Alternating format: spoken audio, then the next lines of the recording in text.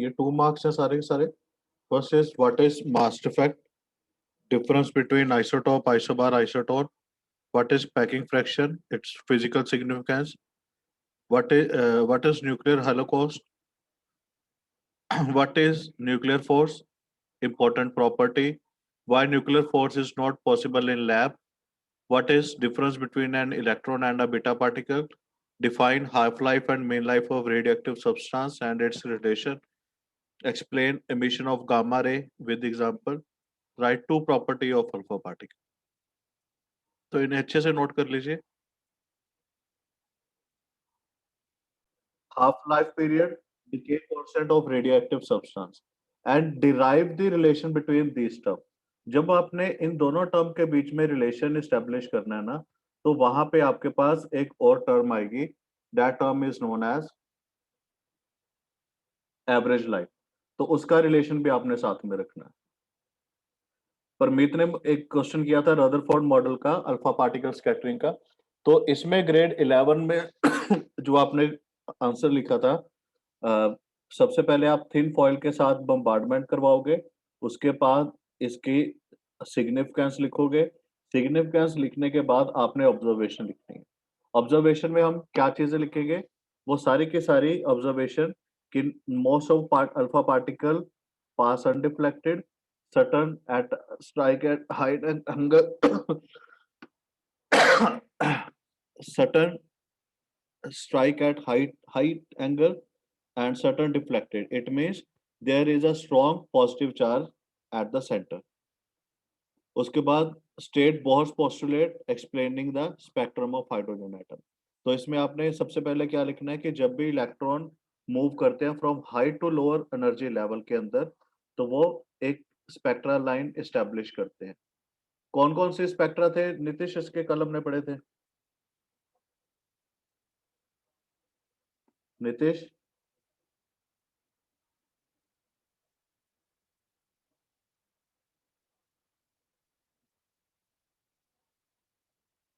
किसी को याद है? कल हमने हाइड्रोजन के 5 स्पेक्ट्रल लाइंस पढ़े थे।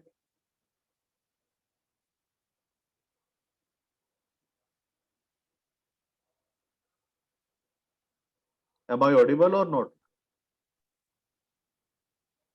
Yes sir. हाँ तो नीतीश बता बेटा। सर क्या?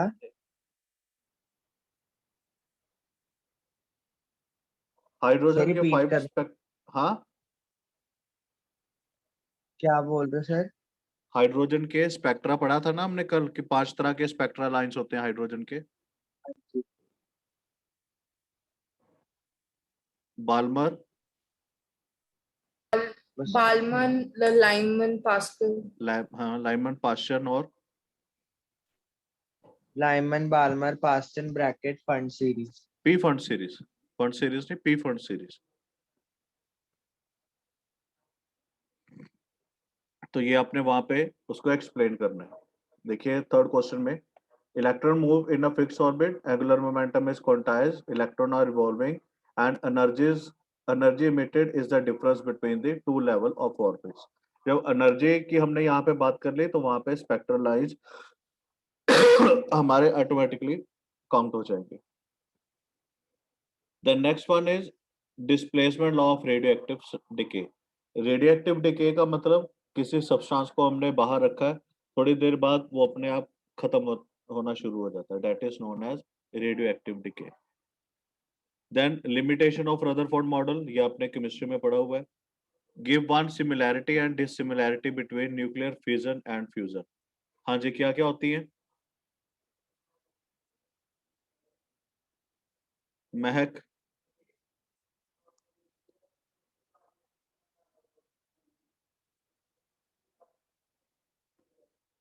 सिमिलैरिटीज में both are the source of high amount of energy, और डिसिमिलैरिटी में फ्यूजन जो होता है वो उसमें न्यूक्लियाई स्प्लिट होता है और फ्यूजन के केस में ये कंबाइन होता है।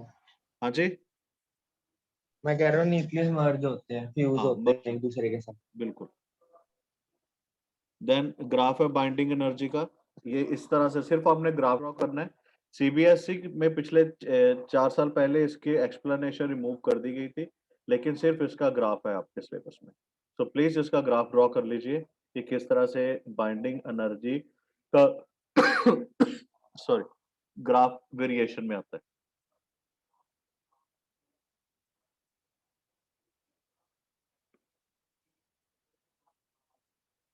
क्वेश्चन नंबर 7 का आंसर आप अच्छे से नोट करिए। Question number 7 is draw a graph showing the variation in the binding energy पर nucleon with mass number of different nuclei. Give some silent features of the curve. तो सबसे पहले आपने कर्व ड्रॉ की और उसके फीचर्स लिखी। Please note it down.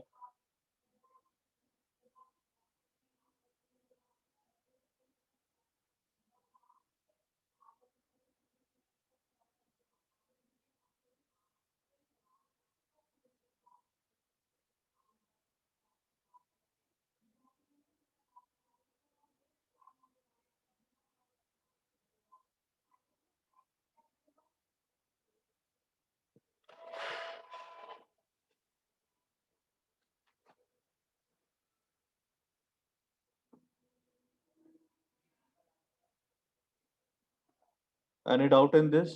Parmeet? No, sir. Yes, sir. No, sir. Abdul? No, sir.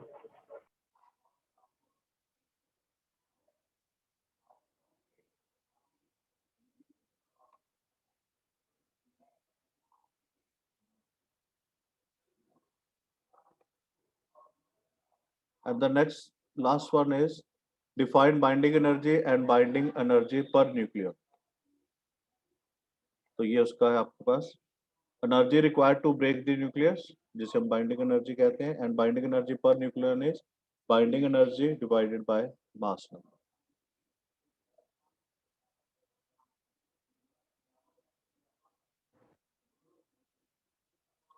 और जो क्वेश्चन हर बार रिपीट होता है that question is nuclear reactor. 5 marks में ये क्वेश्चन है। What is nuclear reactor?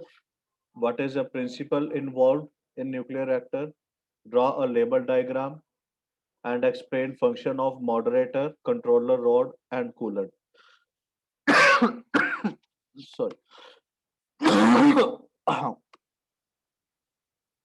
तो जो डायग्राम होगा वो ये आपने इसका एक्सप्लेन करना है। इसमें ये डायग्राम मैंने उस शीट से उठाया है जिस शीट पे सीबीएसई ने फुल मार्क्स दिए हुए हैं। So please use this diagram क्योंकि इसमें जो जो चीजें उसने पूछी हुई हैं जैसे यहाँ पे कंट्रोल रोड बोली है तो कंट्रोल रोड लेबल है। प्रेशर वेसल, फ्यूल एलिमेंट्स, हर एक चीज जो है वो लेबल्ड है, इसलिए आप ये डायग्राम ही चूज करोगे अपने फाइनल एग्जाम के लिए। तो इन क्वेश्चंस को मैं असाइनमेंट में भेज रहा हूँ आपको। अगर आपको कोई डाउट हो किसी तरह का प्लीज लेट मी नो, तो हम इससे फर्दर मूव करेंगे। Any doubt? No, sir. Grade 12 rest of sir एक स्टूडेंट? बार बाइंडिंग कर्व समझा देना। हाँ जी, बाइंडिंग कर्व अभी क्लास ओवर हो चुकी है आपकी, नेक्स्ट होगी तो नेक्स्ट क्लास में मैं बाइंडिंग कर्व आपको करवा दूंगा, कोई प्रॉब्लम नहीं है। देखो यहाँ पे फ्यूजन एंड फ्यूजन दोनों साइड बाय साइड चल रहे हैं, थोड़ा सा आप रीड करोगे तो आपका क्लियर हो जाएगा। अगर फिर भी ना हो, देखो हाइड्रोजन आपको पता है सन के ऊपर किस तरह से एनर्जी जनरेट होती है। जब दो हाइड्रोजन के एटम आपस में मिलकर हीलियम बनाते हैं तो उसे हम नाम देते हैं फ्यूजन का। देखो यहाँ पे फ्यूजन हो रहा है। और यूरेनियम के केस में जो एटॉमिक बॉम्ब है हमारा या न्यूक्लियर बॉम्ब भी आप जैसे कि बोल सकते हो, उसमें क्या होता है कि यूरेनियम स्प्लिट अप होता है, तो ये उसकी बाइंडिंग। ठीक है, तो not a big issue, next class में हम ये कर लेंगे। तो for the time being thank you very much. Thank you sir. Thank you sir. अगर कोई भी डाउट हो प्लीज पोर्टल पे मुझे अपना डाउट शेयर कर सकते हो। Thank you, sir.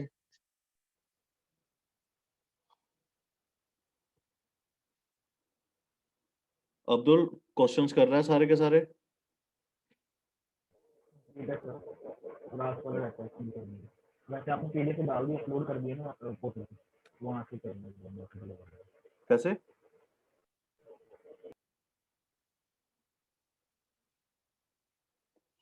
ठीक है, कुछ थैंक यू। रह जाएंगे फिर वो मैं बाद में फोटो